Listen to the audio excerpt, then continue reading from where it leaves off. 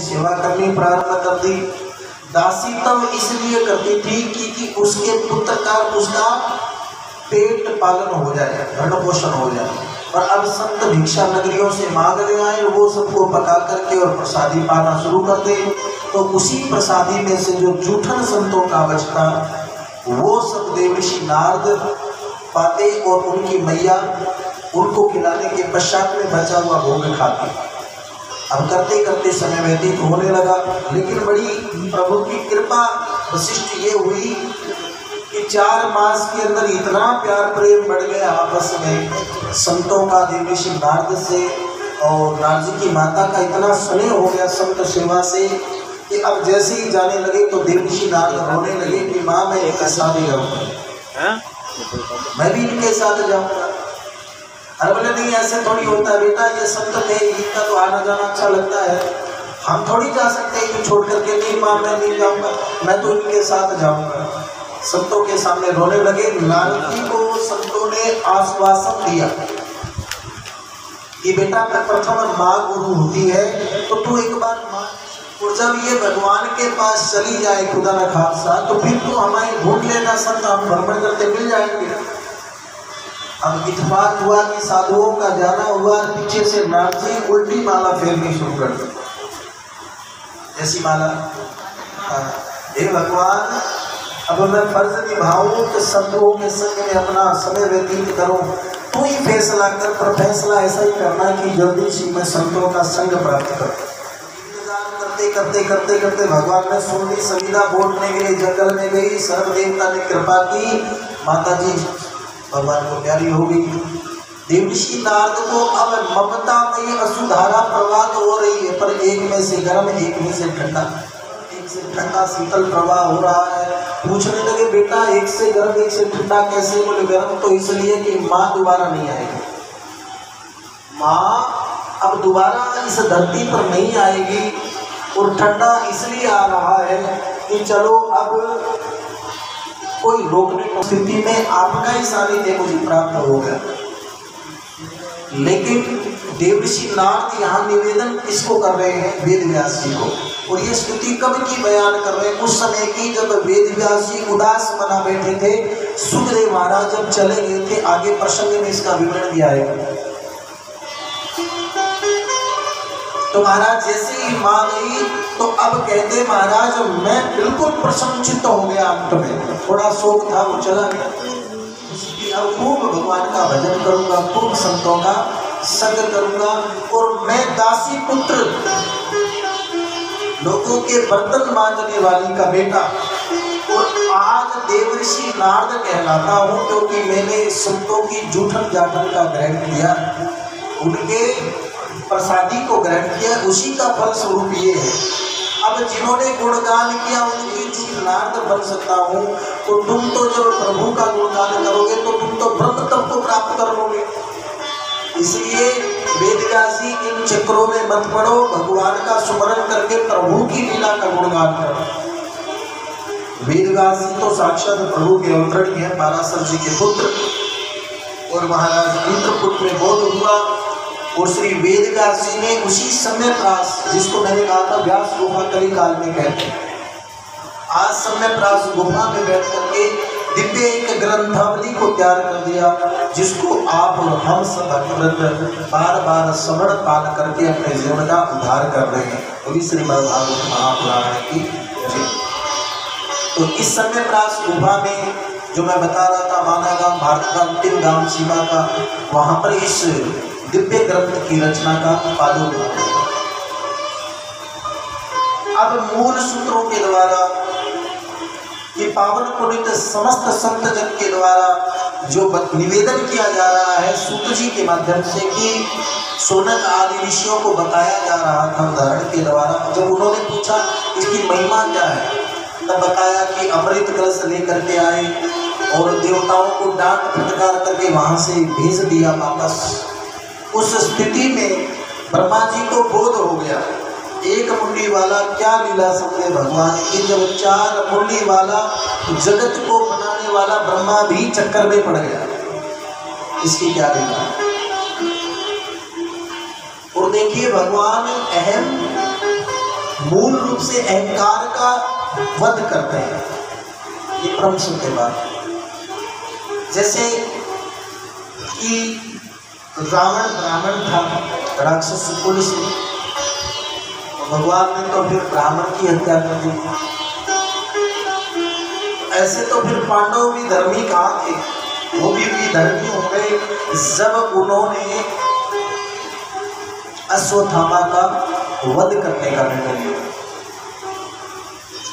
लेकिन नहीं, वहां पर सूत्र बदल गया। सूत्र का मतलब क्या है कि जैसे अश्वत्थामा ने बच्चों की हत्या की थी, तो अब अश्वत्थामा ना तो ब्राह्मण बालक रहा,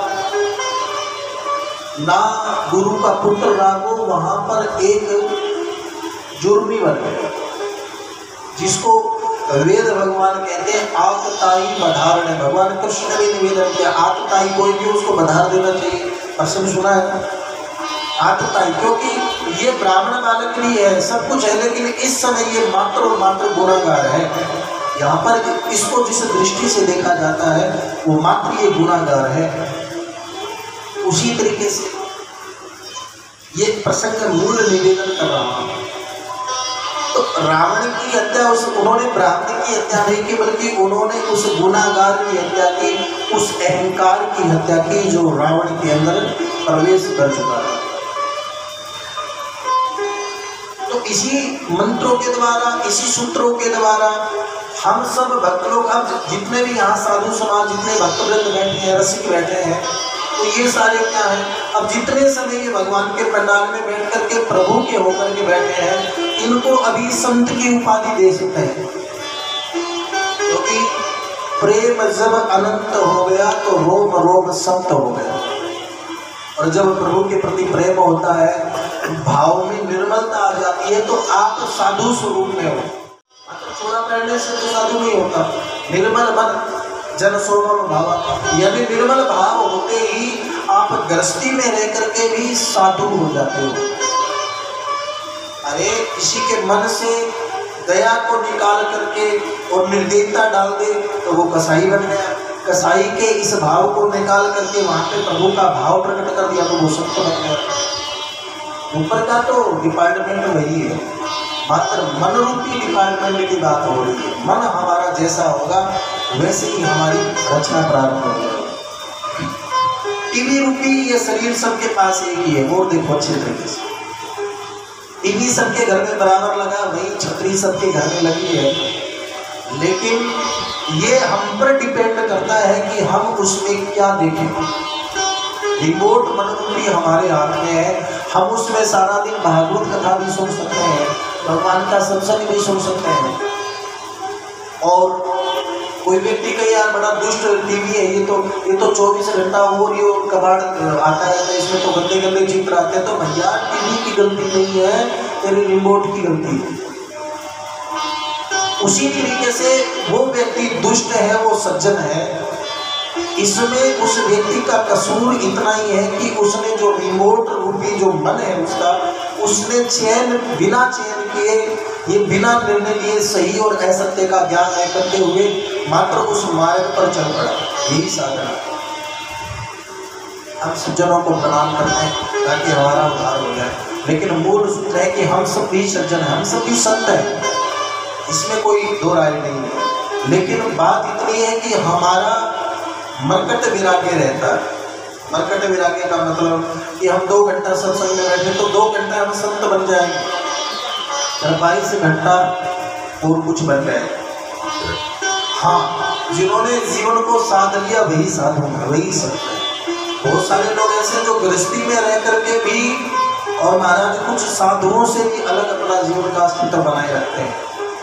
तो इसलिए जरूरी नहीं चोला का महत्व हो, चोले से पहले महत्व जो है वो हमारे मनरूपी इस कंडीशन में कहाँ पर काम कर रहे हैं। मेरा मूल सूत्र तो यही भागवत का सूत्र। भागवत क्या है? असल में 7 दिन बड़े भाव से अगर भगवान की कथा का अनुसरण करके और जीवन में उन्हीं वाक्यों को ग्रहण कर ले तो 7 दिन में पूरे जीवन का आईना प्रत्यक्ष हो जाता है। आईना यानी शीशा जो सामने अपना फेस दिखा दे कि तू क्या है, तेरी क्या औकात है, तेरा अस्तित्व क्या है। ये दिखा दे। और ये भागवत ही एक सरल साधन है जो हमें निवेदन कर सकता है। तो जब देवर्षि नारद को पता लगा कि ब्रह्मा जी ने भी तोले में तोल करके देख लिया कि भागवत ही सर्वोपरि है, तो मैं भी संकल्प करूं, और वहां से निकल लिए। भ्रमण करते करते अनेकों संत साधु समाज के पास में गए, लेकिन वहां भी क्या देखा, ऊपर लिखा है बेरागा बाबा का आश्रम इधर है। अब नाथ जी सोचे चलो संतों के पास में जाऊंगा, वहां पर कुछ करूंगा। आगे जाकर के देखा तो सबसे बड़ा महल जो था उसके बाहर जो खड़े थे उनसे पूछा भैया बेरागी बाबा का आश्रम कहाँ है? बोले यही है। नाथ जी का माथा खराब हो गया। अब कहाँ जाऊं सत्कर्म के लिए? तीर्थों पर गए, तीर्थों पर वहां पर भी लोग पाखंड और बड़म्बर का सहारा लिए बैठे हैं। वहां पर भी रिश्वत खोरी होती है कि महाराज 1000 रुपए तो डायरेक्ट मंदिर के आगे मत्था, धर्म मंदिर में मत्था टिकवाएंगे, और जो गरीब आदमी है श्रद्धा लिए खड़ा है वो भाई 1000 किलोमीटर से आया हो, फिर भी उसकी स्थिति उसको जैसे जैसे पब्लिक के बीच में समय मिलेगा वैसे पहुंचे। देवर्षि नारद ने सब जगहों का निरीक्षण किया, कहीं पर भी उनको शांति नहीं मिली। फिर सोचा क्या पता गृहस्थी में बात बन जाए। और गृहस्थियों में भी नारद जी जाते हैं, लेकिन गृहस्थियों में क्या देखा, तरुणी प्रभुता गृह शाले को बुद्धिदायक दंपति नाम चकल कनु कन्या विकरे लोभा। तरुणी प्रभुता गृह, तरुणी माने नई बहुरानी, जैसे नई बहुरानी आई सासू की छुट्टी की, भागवत जी कह रही है तरुणी प्रभुता गृह। बहुरानी आते ही बड़ी जो पहले बहू थी उस घर की उसकी छुट्टी होगी। तरुणी प्रभुता गृह शान को बुद्धिदायक है।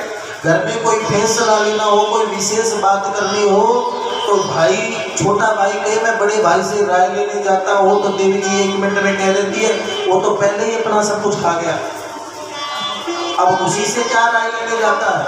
अगर तुझे राय लेनी है तो मेरे भाई को फोन कर दे, वो बहुत समझदार है।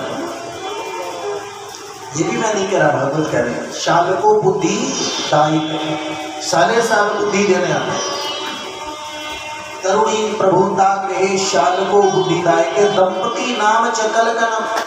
दाम्पत्य जीवन में कलह का विषाद बना घूम रहा है नाग की तरह, जिसको देखो वही एक दूसरे को सुहाता नहीं, पर रहना वही मजबूरी है। शाल को बुद्धिदायक दंपति नाम चकल कनम तरुणी प्रभुता गृह। इन समस्त शब्दों का कन्या विक्रय लोभात। अब शादी विवाह नहीं समझौते होते हैं कि महाराज इतने पेटी लगेंगे, है कि स्वाद बोले है, बोले हाँ फिर पक्का ठीक है। भले ही लड़के में गुण कितने हैं वो सब डक जाते हैं, कब इतना सुनते ही कि इतनी जमीन इतना लंबा चौड़ा व्यापार है, तो फिर ठीक है कोई बात नहीं। और ये परंपरा आज से नहीं है, ये भी वर्षों से चली आ रही है। कैसे? देवर्षि नारद माता मैना देवी की बेटी का कुंडली खोल बैठे थे। मैना देवी की कौन? माता पार्वती की कुंडली। अब कुंडली को देख करके और कहने लगे हो इसका पति भूतों का संग करेगा, प्रेत जिंद पिशाचों का संग करेगा, 2400 घंटा मुर्दे की भस्म लगाने वाला होगा, और बड़ा ही विकराल रूप होगा, बड़ा अद्भुत होगा, बड़ा अघोरी होगा। अब ऐसे ऐसे शब्द बोले, बड़ा नशेड़ी होगा। बात सुनते ही माता मीना देवी जी ने कहा महाराज कुंडली बंद कर दो, मैं मेरी बेटी का गला दबा करके मार दूंगी, पर भूल करके भी कभी ऐसे वर को ना मरूं, मेरी बेटी को मैं ऐसे वर को ना दूं मैं। अरे बोले मियाँ आगे सुनो, बोले हाथ जुड़ा लो महाराज बंद कर दो कुंडली, हमें नहीं दिखवानी। अरे बोले सुन तो लो, बोले क्या सुने, रह भी क्या गया? बोले ये रह गया कि वो कोई और नहीं देवों के देव महादेव भगवान शिव होंगे। बोले अच्छा? बोले हाँ। बोले फिर ठीक है। अब क्या हो गया? फिर ठीक है, अब कोई बात नहीं, अब छूट है, अब चाहे और 2-4 गेले हैं तो भी चलेंगे। ऐसा क्यों? क्योंकि समर्थ को नहीं दोष घुसाई, समर्थवान को दोष नहीं है। भगवान श्री कृष्ण ने योग किया, भगवान श्री कृष्ण ने योग किया, भगवान श्री कृष्ण ने राक्षस विधि के द्वारा विवाह किया। तो भाई वो भगवान है, उनको उनकी क्षमता थोड़ी कह सकते हैं। अगर भगवान का जीवन जीना है तो राम जी को पकड़ लो, जीना रामायण सिखाती है, मरना भागवत सिखाती है। लेकिन सत्य मृत्यु है, जीवन असत्य, क्योंकि उमा कहूँ में अनुभव अपना, सत हरि भजन जगत सब सपना। इसलिए सत्य मृत्यु है। मृत्यु का निर्णय के लिए हमें सबसे मूल क्या करना चाहिए? भोले बाबा ने तो फिर निवेदन कर दिया, उमा कहूँ में अनुभव अपना, सत हरि भजन, भगवान का भजन ही सत्य है। देखो इतने वेद हैं, इतने ग्रंथ हैं, इतने शास्त्र हैं, हम उनमें उलझेंगे ना तो आगे से आगे उलझते रहेंगे। समझ रहे हो क्या? एक ब्राह्मण कुछ बोलेगा, दूसरा साधु क्या बोलेगा, तीसरा साधु क्या बोलेगा, तो क्या करें? चलो इससे प्रभु सत्संग चर्चा तो होती है, इससे प्रभु सत्संग, पर इन सब का निचोड़ निकाल करके एक ही आता है, नाम संकीर्तनम यस्य सर्व पाप प्रणाशनम। इसलिए भाई 5 मिनट जरूर नाम लेना चाहिए भगवान का। परम श्रद्धेय श्री राम सुखदास जी महाराज इतने बिरला साधु हुए कि एक भी चेला नहीं बनाया। लाखों लोग रीझ करके मर गए कि कोई तो एक तो मुझे तो चेला बनाएंगे, पर नहीं बनाया। इस बात का मूल निवेदन क्या है? मूल निवेदन ये कि प्रभु भजन ही सत्य है। और इधर भी कहते हैं कि कलयुग केवल नाम आधारा। ये सब प्रमाण एक ही निकल के आता है। जो जीव राम सुखदास जी तो कहते हैं, जो जीव मानुष चोला पाकर के 5-7 मिनट भी भगवान का भजन ना करे तो ये चोला गंदगी बनाने की फैक्ट्री है। बात कड़वी जरूर है पर सत्य, कड़वी जरूर है पर सत्य है, क्योंकि मात्र प्रभु भजन ही सत्य है। जो जी महाराज जो भी कई बार कहते हैं कि भाई भजन कर लो, तो कहते हैं अभी हमारी उम्र क्यों नहीं हुई, अभी तुम्हारा बूढ़िया भजन कर, मैं थोड़ी कर, मैं तो जब बूढ़ा हो जब कर, गारंटी है क्या? अरे जो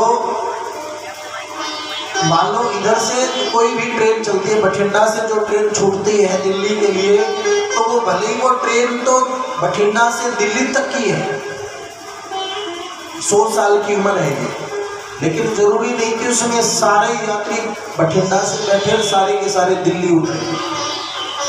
बहुत सारे यात्री ऐसे हैं बठिंडा बैठे और बैठते ही इमरजेंसी फोन आ गया कि बेटा घर आना पड़ेगा, तबीयत खराब है, 2 दिन बाद में चला जाना, वो बैठते ही और उसको वापस उतरना पड़ेगा।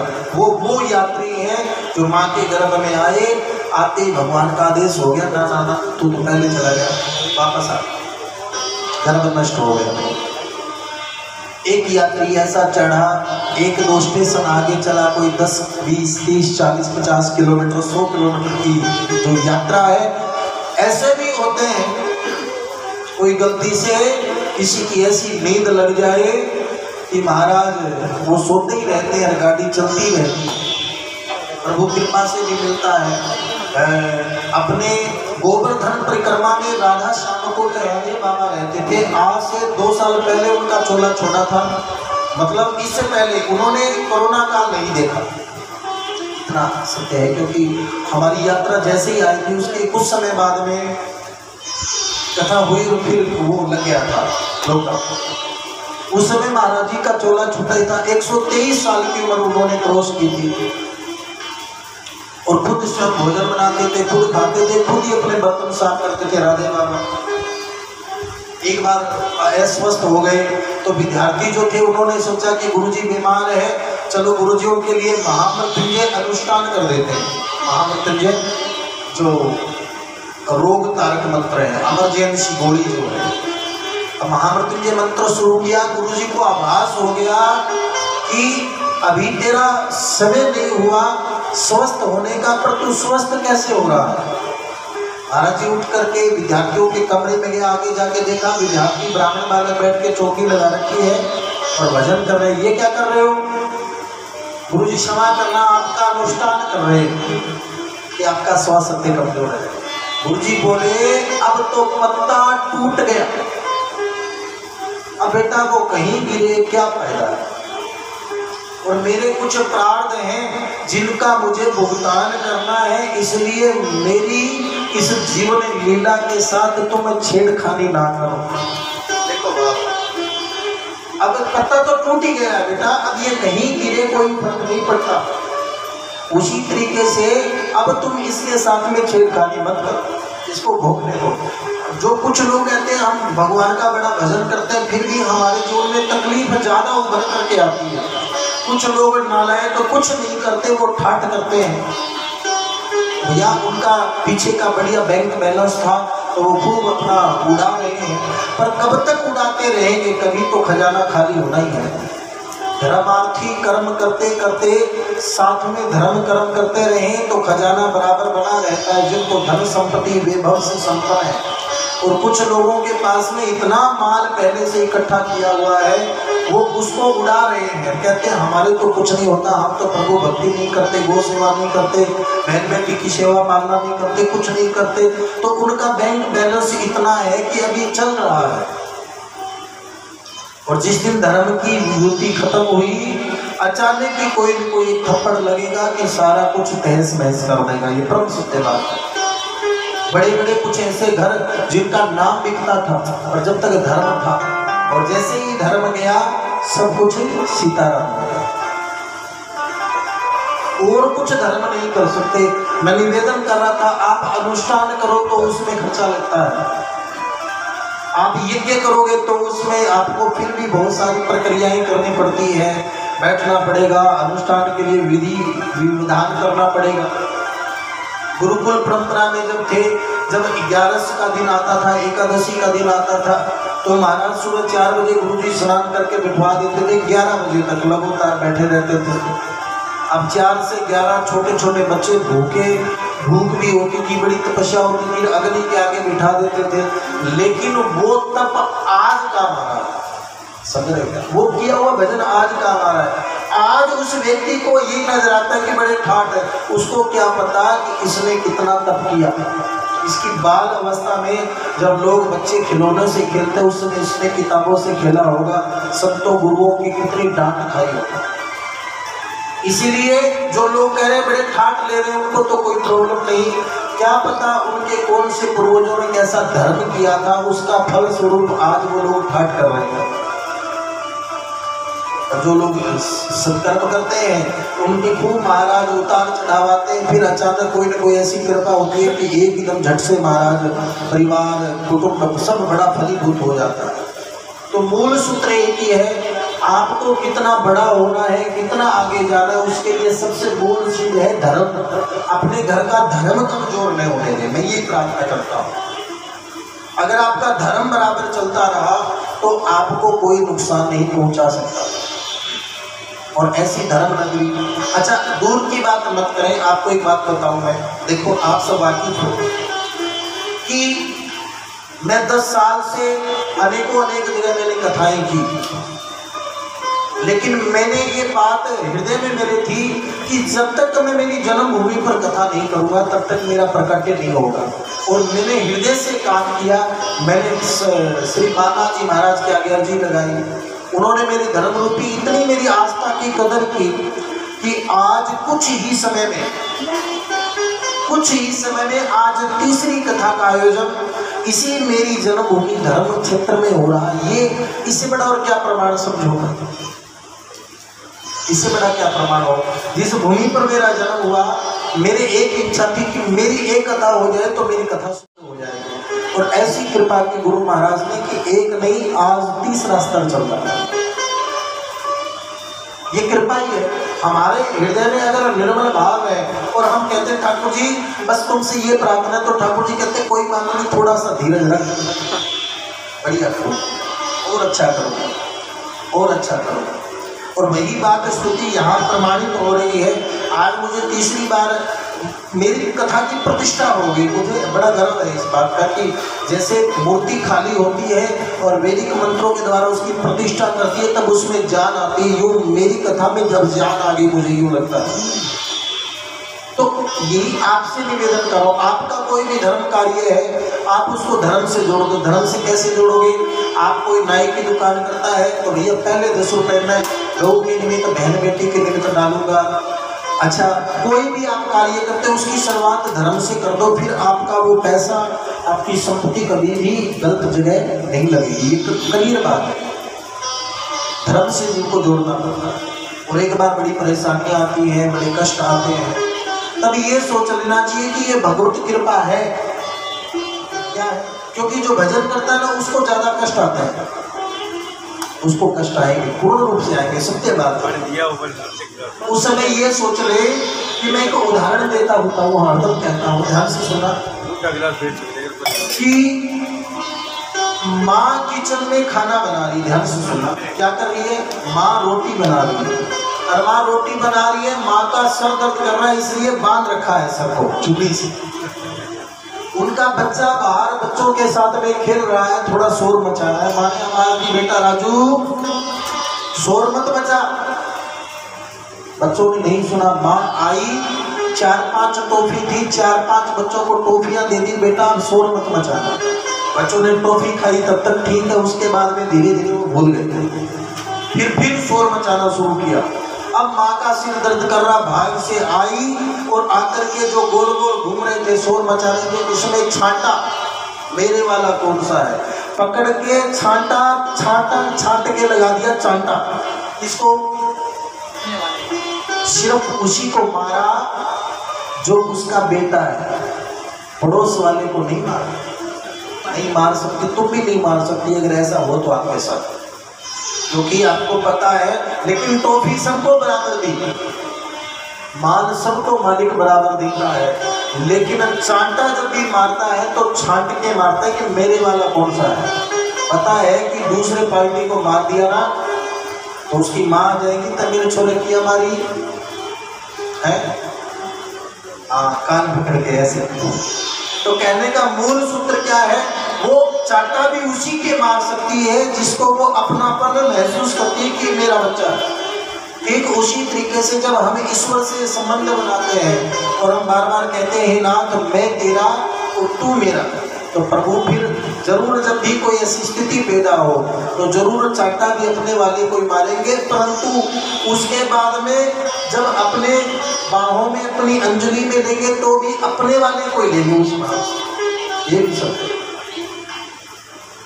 हमारी दृष्टि में 100 साल 70 साल बहुत बड़े होते हैं।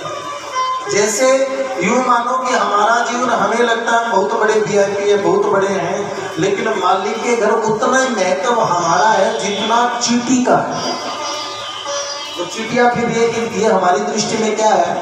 कुछ भी नहीं है ना। जैसे ये चींटियां हमारी नजर में कुछ नहीं है, भगवान की नजर में हमारी भी उतनी औकात है, ये याद रखें। चींटी मर जाती है तो क्या करते हैं? उसमें से निकाल करके डाल दिया, पीनी शुरू कर देते हैं, कोई फर्क नहीं पड़ा।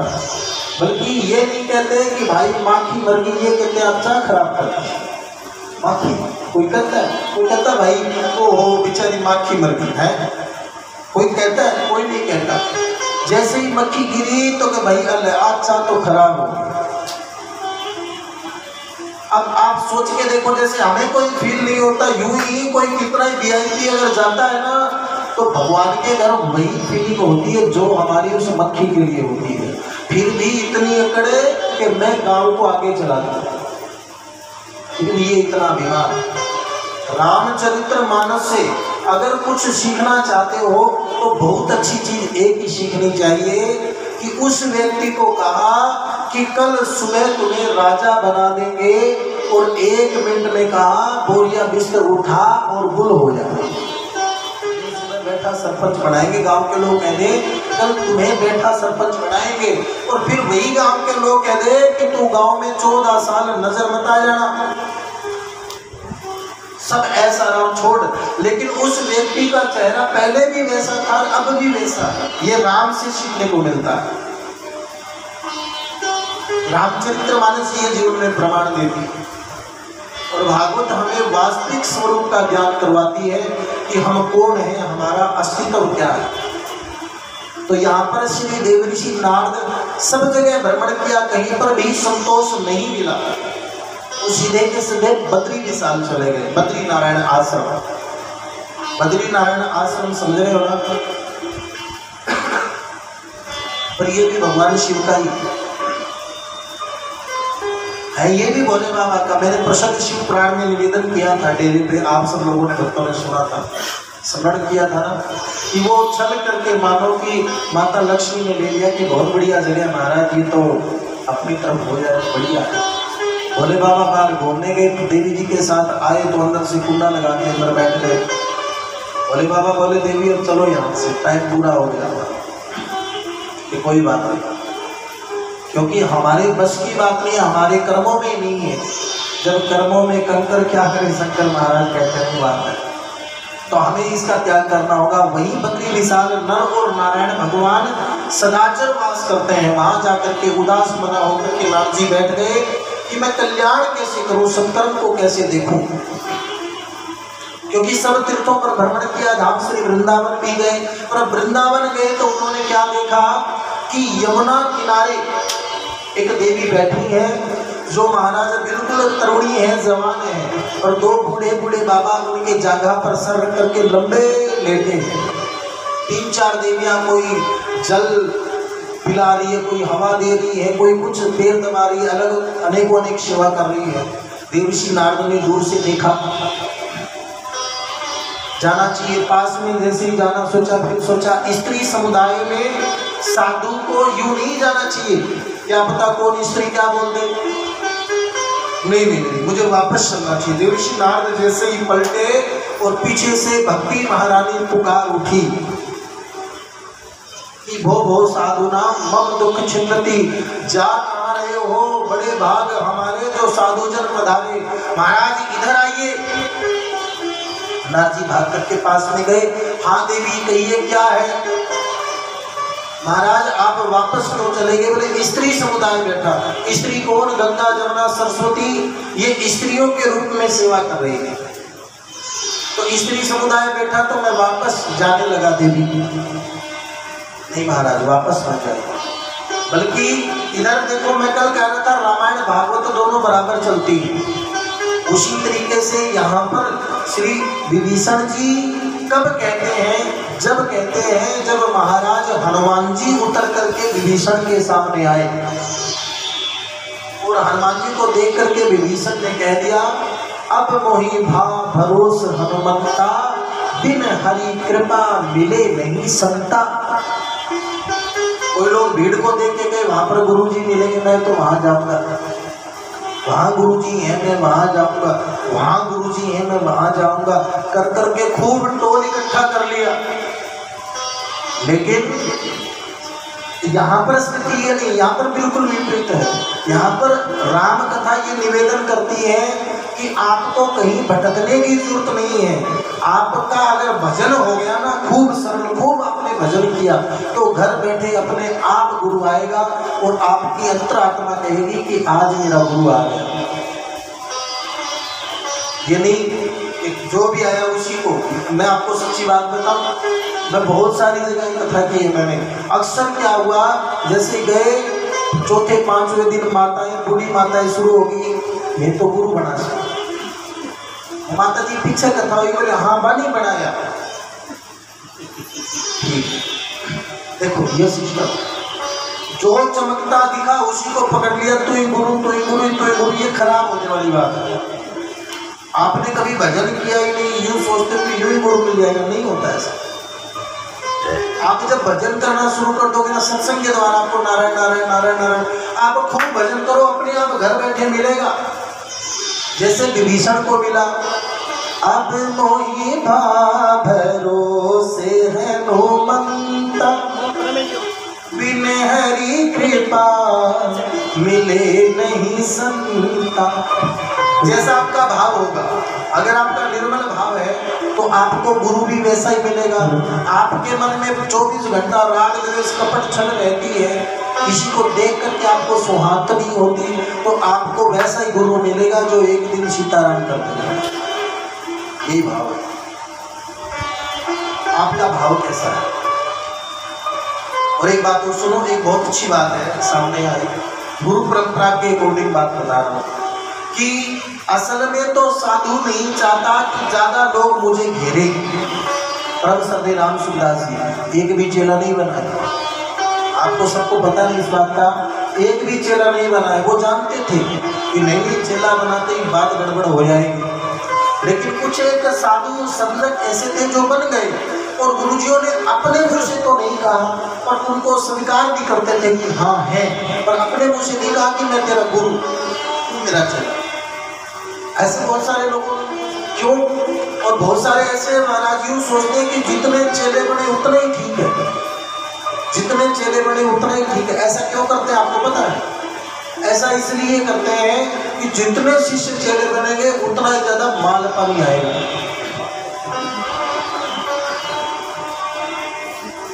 लेकिन उन्होंने ऐसा नहीं किया, राम सुखदास जी ने ऐसा नहीं किया, बल्कि उन्होंने तो इतना बढ़िया काम कर दिया। श्री ऋषिकेश में स्वर्ग आश्रम में जिस रात को उनको जाना था, उस रात को झोपड़ी को आग लगा दी, खड़ाऊ भी ना बच जाए वो भी अंदर, झोड़ी निकाल के भी अंदर।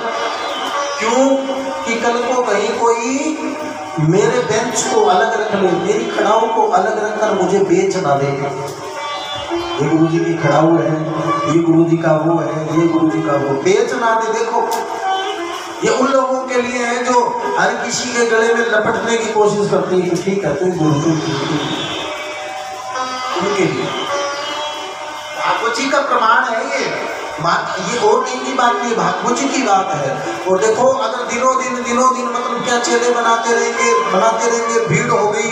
अब एक साथ लाख लोग गए, गुरुजी आप ही हमारे भगवान, आप ही हमारे भगवान, आप ही हमारे भगवान। और अगर गुरुजी के मन में भी ये बात आ गई कि ओ हो लाख लोग कह रहे हैं तो भैया तू ही भगवान है, और जैसे ही मन में आया कि तू ही भगवान, गुरुजी ने कह दिया आई एम गॉड, तो सोचो अब डूब गया गुरुजी। क्योंकि किसी बिरला साधु ने कहा मान बढ़ाई जब से आई तब से किस्मत फूटी, और स्वामी जी कहने लगे फिर लगन राम से छूटी। और लगन राम से छूटते ही क्या होगा, मन में अहम रूपी अभिमान आएगा कि भाई लाख लोग झूठ थोड़ी बोलते हैं जी, इतने लोग हैं सब झूठ थोड़ी बोलते हैं। वो कहते हैं आप ही भगवान हो तो तू ही भगवान है, और मन में आते ही भगवान कहते रहे क्या कर दिया तुमने, तू ही भगवान है। अरे तो लोग कह रहे हैं, बोले भाई लोग तो यही चाहते थे। और एक साथ में इतने लोगों ने किया, गुरुजियों ने मान लिया। तो भजन की 2 लाइन है, खुश हो जाए घर सावरा तो साथ देता है, और ज्यादा उड़ने वालों के पर वो ठुमका भर देता है। क्या कहते हैं? अब जब सुन लोग हाँ तू ही भगवान है, भगवान तू ही है, तो भगवान बोले ना ना ना बेटा भगवान तो मैं एक ही हूँ, तू तो जबरदस्ती बन गया और मुझे तू सुहात अब तेरी नहीं है। फिर भगवान उसके पंख काट देते हैं। फिर जब पंख काटा हुआ पक्षी कैसे रहता है, एक जगह कूट में पड़ा पड़ा सड़ जाता है, कभी उड़ नहीं सकता। बोलिए कृष्ण भगवान की। इसलिए सज्जन पुरुषों ने कहा है कि साधु समाज की सबसे बड़ा लक्षण क्या है, साधु एकांत में बैठ के भजन करता है। तकिया आश्रम है, कभी वृंदावन जाओ तो दर्शन करके आना, परिक्रमा मार्ग पर आएगा तकिया आश्रम। सेठ जी नित्य प्रति सेवा करते, जाते अपना झाड़ू निकाल के आते, आश्रम में सेवा नित्य प्रति करते। सेठ जी के एक लड़का था, वो भी पागल हो गया था और यहाँ पर बहुत बड़ी गांठ हो गई। बेटा घर में जवान इस स्थिति में था, डॉक्टर ने कह दिया कि अब मत घूमो, अब ये बहुत ही नजदीक रह गया, ये मरेगा बचेगा नहीं। और आज भी सेठ जी आए, उसी तरीके से सेवा कर रहे थे, लेकिन आंखों से आंसू टपक रहे थे। महाराज जी ने 14 साल में ध्यान नहीं दिया, पर आज ध्यान दे दिया। अरे क्या हुआ, रो क्यों रहा है? अब गुरु जी कुछ नहीं, बस यूं ही मन भर गया। ऐसे कैसे मन भर गया, बता क्यों रो रहा है? चले काम कर, तो कुछ नहीं तो इसको छोड़, झाड़ू को छोड़, जा घर जाकर के तेरे बेटे को खोल देना, बांध करके रख देते। ऐसे बहुत सारे केस होते हैं जिनको बांध करके रखते हैं। ऊपर से ये स्थिति आ गई थी, जाकर के तेरे बेटे को खोल दे महाराज, आपको तो फिर पता ही है सब। बोले पता नहीं है, और तू जिस बहने है ना वो भी ठीक हो गया, जाके संभाल। अब जैसे ही जाकर के गया तो वो बहुत बड़ी गांठ थी, वो फूट गई, सारा रस्सा दे रहा था। और वो बांधे हुए लड़का कह रहा था पिताजी खोलो मैं ठीक हूँ। बोले तू तो रोज कहता था, पर आज तसल्ली है कि तू ठीक है। झट से जाकर के खोल दिया, झट से जाकर के खोला, और खोल करके बोला घर वालों को बाद में मिलूंगा, पहले गुरुजियों से मिलाने चलता हूँ। गुरुजियों से लेकर के टटिया आश्रम में आया। आगे आकर के देखा तो महाराज जी के यहाँ पर बहुत बड़ा गांठ बनी हुई थी। भगवान से चोला छोड़ रहे थे, शरीर छोड़ दिए महाराज। जब साधु वही है जो अपने भगत की सेवा को दे करके अपने भगत का समस्त कष्ट खुद पर लेकर के और उस जीव का कल्याण करते हैं। और ये नहीं है कि आज कहाँ महाराज रह गए, आज कहाँ साधु रह गए। कुछ लोग बोलते हैं, कौन कहते हैं आज भी साधु हैं। जब तक सती और जती है तब तक ये धूप बारिश का सिस्टम बना हुआ है, धर्म बना हुआ है। आज भी सती और जतियों की कमी नहीं है, लेकिन हमारी वहाँ तक नजर ही नहीं जाती। हम वही देखते जो दिखाया जाता है। कभी स्वामी विवेकानंद के बारे में कोई चर्चा करता है? स्वामी विवेकानंद जैसे सिद्ध पुरुषों की कोई चर्चा करता है? राम सुखदास जी की कोई चर्चा करता है? जब भी साधु का नाम आए तो सबसे पहले दो चार जो समाज का बहिष्कारित रूप से पीड़ित किए गए जो नाम है प्रसिद्ध, उन्हीं की चर्चा आती है। संत का नाम आते लोगों के वही सीन आता, वही स्वरूप आता। हो बाबा क्या, बाबा तो वो, क्योंकि हम लोग पढ़े ही वहीं तक है, हमने वही देखे, वही दर्शन किए हैं। मैं जूनागढ़ जब गया था गुरुजियों के साथ में, तो हम लोग जैसे ऊपर चढ़ रहे थे तो कुछ एक जगह मैंने देखे ऐसे बाबा कंदराओं में यूं निकल रहे हैं जैसे क्या कहूँ, जैसे पीढ़ी मान लो, टाटिया मान लो, जैसे नहीं निकलते, कोई ऐसी जगह होती है दिल से उसमें से निकलते हैं, यूं निकलते हैं जमा सूखे से, इतनी दाढ़ी बड़ी। मैं गुरुजी बोले गुरुजी यहाँ ये क्या कर रहे हैं, इनकी कैसे व्यवस्था होती है? बोले वो काम ये सोचती थी क्योंकि वो काम इनका है ही नहीं। वो कहते हैं वो काम उसका है कि कैसे व्यवस्था होती है। व्यवस्था का काम उसका है, मेरी ठेकेदारी नहीं। मेरा काम एकांत में बैठ करके भजन करना है। वो भजन करते हैं साधु, कोई न कोई व्यवस्था अपने आप हो जाती है। बताओ, तो ऐसे ऐसे फकीर फकड़ हैं और वो व्यवस्था भी करते हैं जीवों की, लेकिन वो व्यवस्था तभी करते हैं जब वो उसके प्रति पूर्ण रूप से समर्पित हो जाए कि हाँ भगवान मेरे ऊपर कृपा करेगा। अगर आप किसी को बुरा अच्छा नहीं कह सकते तो बुरा भी मत कहो। मेरा कहने का मतलब यही है, क्या पता किस शोले में कौन सा साधु बैठा है। स्वामी विवेकानंद जब शिकागो गए थे तो महाराज उन्होंने देखा कि यहाँ के लोग साधु को देख करके यूं कहते रहे, ये क्या आ गया, ये क्या आ गया। अंग्रेज लोग बोले ये क्या आ गया, क्या पहन के आ गया। स्वामी विवेकानंद ने सोचा यूं तो तुम्हें आगे ही नहीं रहने देंगे, तो क्या करूं, जैसा देश वैसा भेष।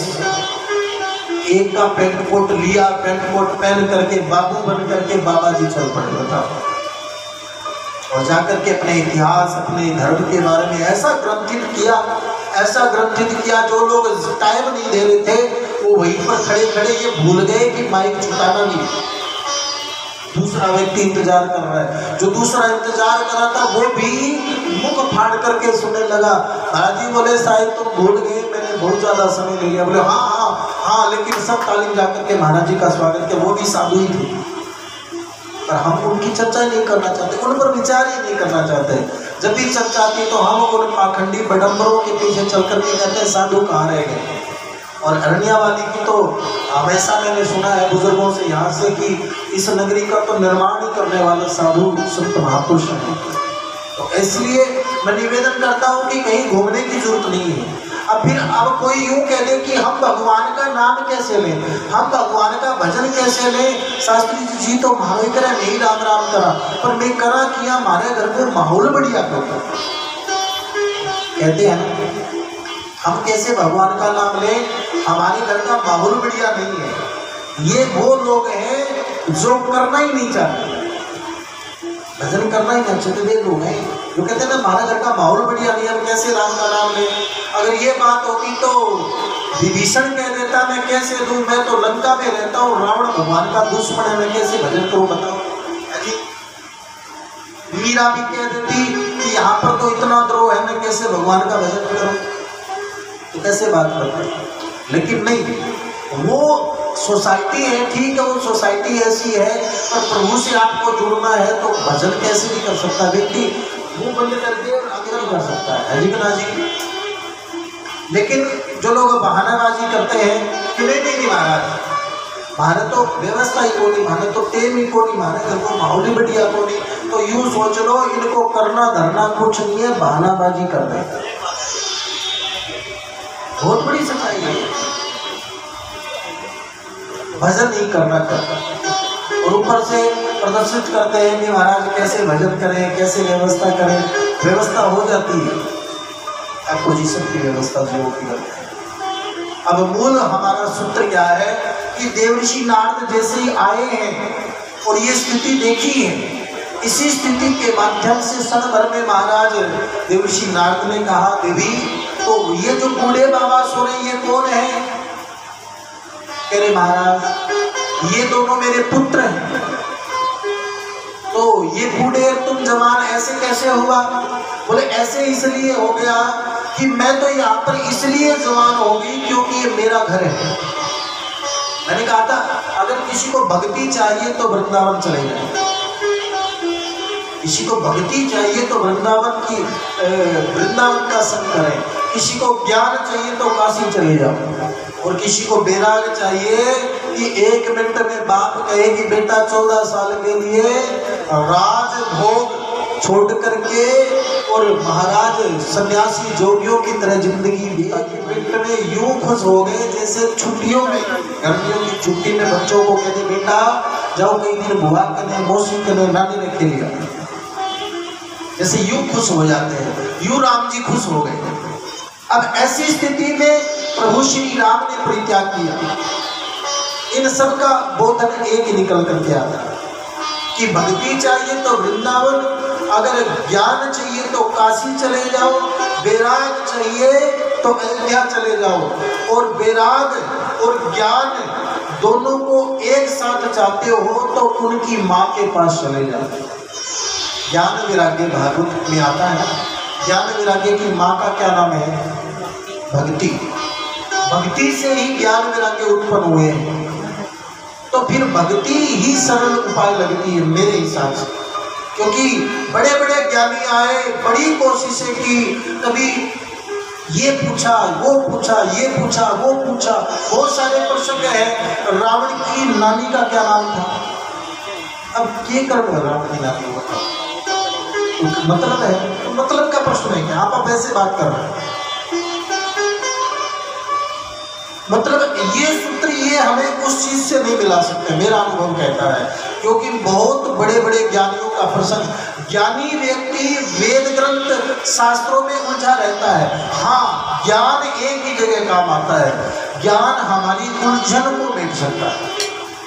ज्ञान से हम अपना कोई न कोई उपाय कर लेते हैं, पर अगर हम कहें भगवत प्राप्ति के लिए ज्ञान की आवश्यकता है तो मुझे नहीं लगता, क्योंकि मैंने जितने भी भक्त देखे हैं किसी के पास डिग्री नहीं है। भगवान की प्राप्ति वही कर सकता है जो उल्टी पकड़ ले, सीधी भाषा, जिसको कह का ज्ञान है। देखो कितने प्रमाण है। सेव भगत का प्रश्न सुना है ना आपने? जो महाराज नाई मात्र सेव करने वाला, लेकिन वो कुछ नहीं जानता, पर प्रभु भक्ति में इतना लीन हो जाता, ये भूल जाता कि महाराज अगर राजा के पास टाइम से नहीं पहुंचा तो हो सकता है गुस्से में हो तो गर्दन भी कटा सकता है, ताकि और लोग अनुशासन का पालन ध्यान से करें। लेकिन प्रभु भक्ति में इतना लीन हुआ कि वो भी भूल गए। लेकिन भगवान ने सोचा तू तो भूल गया, लेकिन तू तो नहीं भूल सकता, वो तो तेरे कारण वहां पर रह गया, लेकिन अब तेरा दायित्व बनता है। नरसिंह ने 1 मिनट में अर्जी स्वीकार कर ली। अब महाराज इतना सब कुछ लिख दिया कि समझने वाला पढ़ने वाला पढ़ ना सके। सुपारी हम लोग पूजा बड़े बड़े अनुष्ठान करवाते हैं, ज़्यादा से ज़्यादा अपने महाराज 10 रुपये की रोड़ी से पूरा अनुष्ठान हो जाता है, 7 दिन का हो जाता है कि नहीं हो जाता? 200, 300, 500 आदमियों तक 10 रुपये की रोड़ी से तिलक हो जाता है। लेकिन यहाँ पर नरसिंह जी को कितना दिया? 1.25 मण। इतनी तो रोली रोली लाड़ी तुमने बता। अब इस तरीके से विचार करके देखो, इतना लंबी चौड़ी लिस्ट लिख दी, लेकिन नरसिंह जी ने फिर भी वापस नहीं की। क्यों नहीं की? क्योंकि उन्होंने सिर्फ ये देखा, ऊपर लिखा था भगवान का नाम और नीचे लिखा भगवान का नाम। बोले इसमें मेरा नाम ही नहीं, मुझे तो पकड़नी है। भाव देखो, मेरा कोई रोल ही नहीं है। ऊपर जिसका नाम लिखा, नीचे जिसका नाम लिखा, तो वही भरने वाला ना भी दे जा, और है तो वो भी दे जा। बल्कि हंस रहा है कि देखना, कह रहा और भी दे जा। जैसे ये उसी भाव से बात कर रहा है कि वही नरसिंह सेन है जो 56 करोड़ का मालिक था, लेकिन स्वीकार की परिस्थिति ऐसी बनी, भगवान फिर भी आए। तो बोले वो तो आते थे, अब तो नहीं आते होंगे, अब भी आते हैं, पर कोई बुलाने वाला चाहिए। अब जितना हमारा भाव होता है उतने हमारे काम भी करते हैं भगवान, ये बात परम सत्य है। जो लोग जहां तक कर रहे हैं ना, वहां तक भगवान भी कर रहे हैं, ये बात परम सत्य है। अब जैसे जैसे दान कम हो गया, बहुत कम सज्जन पुरुष होते हैं जो जमीन का भी दान करने वाले होते हैं, नहीं करते। बहुत सारे लोग ऐसे होते हैं। पीछे मुझे स्मृति नहीं है, ढांड गौशाला में कथा चल रही थी, जिसमें पंजाब वाले महात्मा जी भी आए हुए थे, और जो आजकल नगर नगर में गौओं की परिक्रमा कर रहे हैं वो महाराज जी की उपस्थिति में थे। और उसमें 3 पीरियड था, 1 घंटा वो महाराज जी बोलेंगे, 1 घंटा पंजाब वाले महाराज जी बोलेंगे, बोरे वाले बाबा का शिष्य उनका पोता करता था, और फिर 1 घंटा मुझे देते थे, क्योंकि सारे बागड़ी लोग हैं। तो बोले शास्त्री जी थोड़ा सा फेंकते दिया करो ताकि आ जाए सारा थोड़ा माहौल बने, और ठीक है कोई बात। तो उस स्थिति में क्या देखा कि जो भक्तवृंद जो है उनका जो भाव था वो पूर्ण रूप से स्वतः ये निवेदन कर रहा था कि यहाँ पर धर्म की साक्षात्कार विभूति विराजमान थी। तो मैं आप सब लोगों से निवेदन करता हूँ, वहां पर एक फौजी साहब ही थे वो, और वो आए, उन्होंने कहा मैंने मेन जो हाईवे जो ये फाजिलका दिल्ली वाला बना है, मुझे नाम गांव की स्मृति याद नहीं है, याद है कौन सा नाम? सुनील जी को बताया। उन्होंने अपने 7 किले गौशाला में दान दिए, 7 किले गौशाला में दान दिए थे। एक छोटी सी बात है, अब आप सोच के देखो वो आदमी कितना का बड़ा महान दिल वाला होगा, कोई दे सकता है क्या? हाँ जी, सच्ची बात ये नहीं छूटता। कितने बड़ा दानी सज्जन हो, फिर भी एक बार उन्हें विचार करे, फिर बोले ना भाई 7 किलो छूटा करे, बल्कि एक फुट पर भाई भाई की टांग काट देता है। उस व्यक्ति ने किया। 1 मिनट में एक बूढ़ी माँ का भी प्रमाणित आया था पीछे, उस बुढ़िया ने भी बहुत कुछ मतलब प्रमाणित किया था। हो सकता है उससे कई गुना जमीन वाले लोग हैं, पर 1 किला आधा किला एक क्यारी भी नहीं दे सकते कि चलो 1 क्यारी भाई मेरी गौशाला के लिए तो तुम काट के ले जाए करो, नाम तो मैं नहीं करवाऊंगा। सब करवा सकते हैं क्या? जी नहीं करवा सकता। और ये बात नहीं, वो सत्संगी नहीं है, वो भगवान का भजन नहीं सुनते, तो सबसे वो नहीं होता। ये भी हमारा पुनर्जन्म का प्रार्थ होता है, वही जीव कर पाता है, हर एक किसी की बस की बात नहीं होती, हर कोई नहीं कर पाता है। फिर सोचते भाई अरे किया कर दियो, उसको ही पता नहीं तुमने कैसे कर दिया। वो ऐसा सूनापन का इंजेक्शन लगाता है भगवान, उसको ही पता नहीं होता कि तुमने कैसे कर दिया। ये भी आप सुन लो, आप सोचो भाई कि तुम मैंने वो कितनी बड़ी आत्मा, नहीं उसको भी पता नहीं होता उसमें। वो भगवान को सूनेपन का ऐसा इंजेक्शन लगाते हैं, और जब नशे से उतरता है फिर पता लगता है हाँ बोले पूरे गांव सुने, बोले गांव सुने तो ठीक है भाई कर दिए, बोले कृष्ण भगवान की। तो ये वो जब बंसी बजाता है तो उसी के हाथ की बात है, पर वो हर किसी के नहीं लगाता, वो किसी किसी जीव पर कृपा करता। हर कोई ये नहीं कर पाता। बड़े बड़े धनवान हैं, आज भी उनका धन यूं ही विराजमान है, वो यूं ही रहेगा धन, ये परम सत्य बात है, ये धन यूं ही विराजमान रहेगा। तो यहाँ मूल सूत्रों का सूत्र एक ही निकल के आता है, आप जैसे तैसे करके अपने धर्म को विराजमान रखें, अपने धर्म को बनाए रखें। गो के प्रति, बेटी के प्रति इत्यादि, यहाँ पर धर्म मूल प्रसंग दिया गया है, और इन सब सूत्रों का मूल मतलब एक ही है, मात्र धर्म। और धर्म की शुरुआत भक्ति से होती है, और भक्ति का सबसे बड़ा सूत्र है कि भाई मैंने तो विधि विधान। आज मेरे पास बहुत मैसेज आए थे कि गणेश जी की पूजा क्यों कर करा, एक कहीं रिप्लाई नहीं करते। गौशाला में कर दो वो भी तो, क्योंकि गणेश जी की उत्पत्ति वैसे गाय के मेल से बनी है। अब कैसे बनी है? कहते जब स्थिति ऐसी विपरीत थी कि भगवान श्री भोले बाबा कहीं पर रमण कर रहे थे, माता जी ने देखा चारों तरफ से पहाड़ी खुला क्षेत्र है, मैं स्नान करने जा रही हूँ तो मेरी भाव कौन प्रकट करेगा, तो मैया ने अपने मेल से एक गुड्डा बनाया, इसमें गोरी ने। और गोरी शब्द का अर्थ क्या है? नाम तो गो है, तो री शब्द कैसे लगा कि जैसे राजस्थान की कुछ मूल भाषाओं में जहाँ प्रेम ज्यादा होता है वहां पर री शब्द बोला जाता है। जैसे यू शब्द माँ है, पर जब बेटी भाग कर कहेगी तो कहेगी माई री, समझ रहे हो क्या आप? बाई री सब, यहाँ पर री शब्द का गो से री शब्द को रिझा दिया तो नाम बन गया गोरी। और गोरी यानी गाय के ही मेल रूपी गोबर से बन गया। कुछ लोग नहीं कहते गोबर गणेश, गोबर गणेश। तो ये गणपति का प्रकट्य भी वहीं से हुआ। तो सबको एक ही बात कही कि महाराज जाकर के गौशाला में थोड़ा गुड़ खुआया हो, वहीं पर गणेश जी को प्रणाम कर आओ, आपकी गणेश पूजा सिद्ध हो जाएगी। आज का दिन जो है ना गणेश चतुर्थी के दिन और कुछ नहीं कर सकते और ज्यादा नहीं है ना, तो थोड़ा बहुत गाय के लिए तो जरूर दान करना चाहिए, क्योंकि गाय के द्वारा, गो के द्वारा, गोरी के द्वारा ही गणेश की उत्पत्ति है। ये मूल सूत्र है। तो इसी विभाजन के अंतराल में धर्म की बात कर रहा हूँ और सबसे बड़ी बात कर रहा हूँ। यूं तो मुझे पता है उलझाने को तर्क वितर्क बहुत है, तर्क वितर्क से ज्ञान प्रकट हो सकता है, लेकिन ज्ञान कल्याण नहीं कर सकता। ज्ञान कल्याण नहीं कर सकता। कैसे? राम कृपा बिन सुलभ सोई, बिन सति संगे विवेक ना हो। वहां शब्द क्या है? बोल के देखो साथ में चौपाई। राम कृपा बिन सुलभ सोई, राम कृपा बिन सुलभ सोई, बिन सत्संग विवेक न होई, बिन सत्संग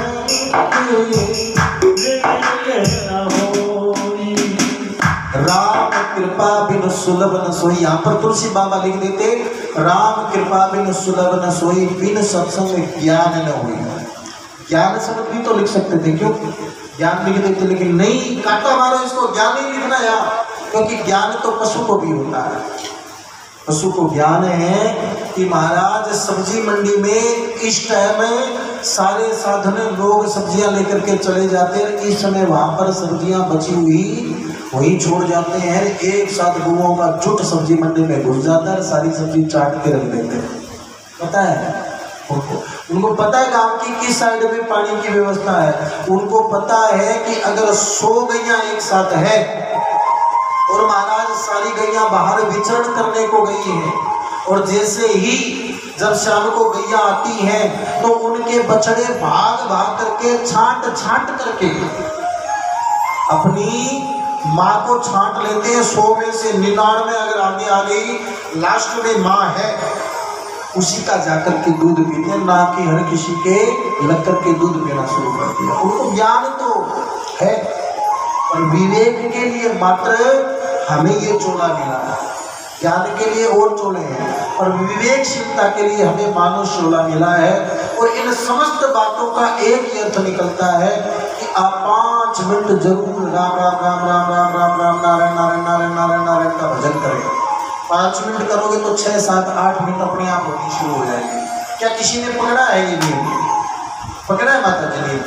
किसने पकड़ा? सच्ची बताओ आप पास दिल्ली करते हुए यही सत्य है। ये इससे बड़ा कोई गुरु मंत्र नहीं, इसमें आपका कुछ नहीं लगा। ये ऐसा गुरु मंत्र है जो बिना चार्जिंग के मिल गया। समझ गए क्या? बिना चार्जिंग के। समझ गए? रामसुदास जी से वही प्रश्न आया। फिर रामसुदास जी से पूछा कि महाराज आप गुरु क्यों नहीं बनाते, गुरु के बगैर उद्धार क्यों नहीं है? रामसुदास जी को गुस्सा आ गया, बोले तुम किसको गुरु मानते भैया? बोले महाराज जी फिर भी कान में तो बोले गुंगो, देखो भाषा, यही भाषा बोलते थे गंगानगर के थे सुथार परिवार के, यही भाषा में बोले, बोले गुंगो तुम किसको गुरु मानते हो? बोले जो कान में फूंक मारे। अरे बोले फूंक मारे कान में, धीरे धीरे तो लोग चुगली करते हैं, आपा तो पंडाल में माइक लगा के बोलते हैं। भाव देखो उन संतों का। उन्होंने कहा जब सबके सामने आपको सीधा कह दिया, देश का प्रधानमंत्री कह दे भाई आज के बाद में बिल भरने की जरूरत नहीं, कुंडी लगाओ, बिजली यूज करो और मौज करो, तो बता कौन होगा मूर्ख जो मीटर लगवाएगा? कौन होगा? महाराज जी बोले जब देश का राजा ये बात कह दे तो मीटर कोई नहीं लगवाएगा। तो बोले तू यूं ही समझ ले, सत्संगी रूप में व्यास या विष्णु रूप आए, अगर कथा में व्यास को विष्णु रूप की उपाधि दी है तो तू मुझे भगवान मान ले, राजा भी भगवान होता है। और मैं प्रमाणित रूप से प्रत्यक्ष कहता हूँ कि मैं भरे पंडाल में कहता हूँ भाई 5 मिनट नारायण नारायण भजन करो, कल्याण इस शब्द को करना है, ना कि इस शरीर को करना है। तू इस शरीर को गुरु बनाना चाहता है और मैं तुम्हें शब्दों का चेला बनाना चाहता हूँ। देखो मैं तो शब्दों का चेला बनाना चाहता हूं, पर तुम शरीर को गुरु मानना चाहते हो। फिर उदाहरण दिया, देख तुम अगर शरीर को गुरु मानते हो तो मैं तो परसों कथा समापन हो जाएगी, अगली नगरी में जाऊंगा। तो गुरु जाता नहीं बेटा, गुरु तो पास में ही रहता है, और पास में मेरा बोला हुआ भगवान का सत्संग, भगवान का नाम रहेगा। मैं परसों चला जाऊंगा, शरीर चला जाएगा, पर नारायण नारायण नारायण नारायण कीर्तन कहीं नहीं जाएगा। कितना सुंदर उपदेश दिया, पर तुम मान ही रहे, तुम कहते हो ना ना ना ना हम तो मीटर लगवाएंगे, बिल भरेंगे। तो भैया तुम और कहीं जाकर के मीटर लगवा लो, मेरे पास मीटर वाला खाता बंद है। बोलिए कृष्ण भगवान की। इतने बिरला साधु थे रामसूदास जी महाराज, उनको लोग जानते ही नहीं, उनका कभी भजन ही नहीं करते। उन्होंने कितनी प्यारी बात की, भगवान नारायण नारायण का भजन करो, पर हम उसको नहीं पकड़ रहे, शरीर को पकड़ने की कोशिश कर रहे हैं। शरीर नाशवान है।